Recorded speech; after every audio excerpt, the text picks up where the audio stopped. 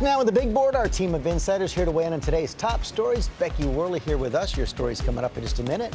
But let's start with the latest on Brock Turner. He's the Stanford swimmer convicted of sexually assaulting an unconscious woman, sparked outrage with a light 6-month sentence, and now he's set to be released from jail on Friday after serving just half that time.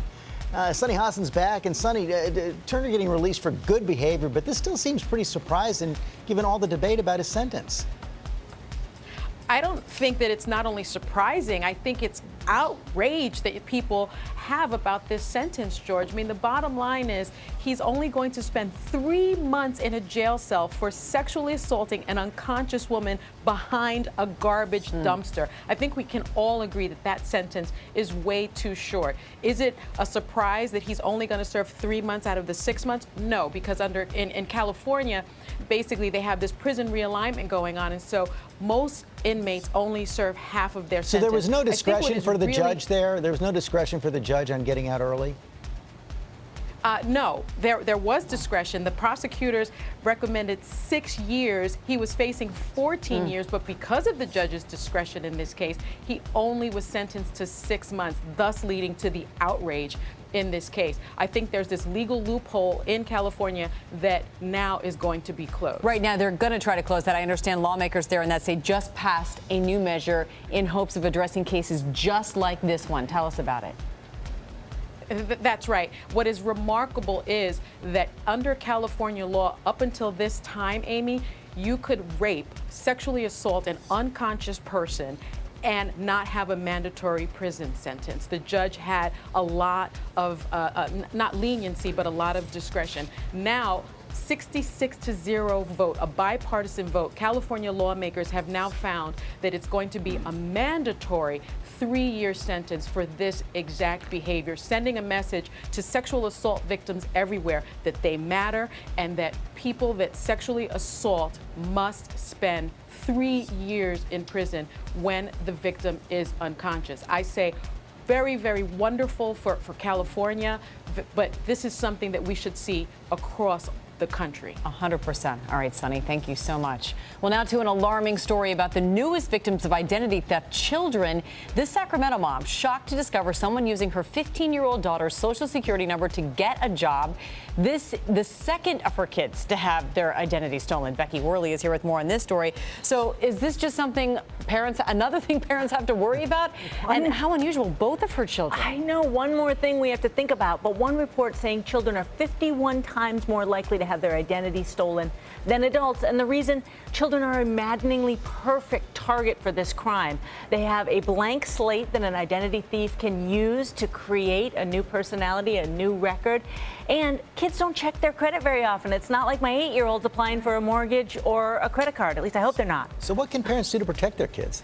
Yeah, you know, there's some obvious red flags, George. If your kid's getting bill collection notices, tax bill due and they don't have any income, obviously, or if they get pre-approved credit offers sent to you. But if our kids want to check their credit, it's not like how it is for us as adults. We go to annualcreditreport.com. This is the one site that the government sanctions, free, online, all 3 credit bureaus. You do it, boop, boop, boop, easy peasy.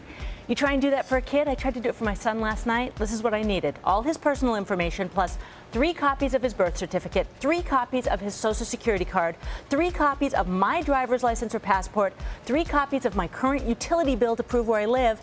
And then I have to mail that to all 3 separate credit reports. 6 months later, we'll see what happens. Yes, good luck But with somehow that. It's a lot easier for them to steal your child's identity. Wow. Okay. Thanks very much. We have a fascinating story now. It's from space, actually. It echoes this classic scene from the movie Contact with Jodie Foster, who hears aliens communicating for the first time.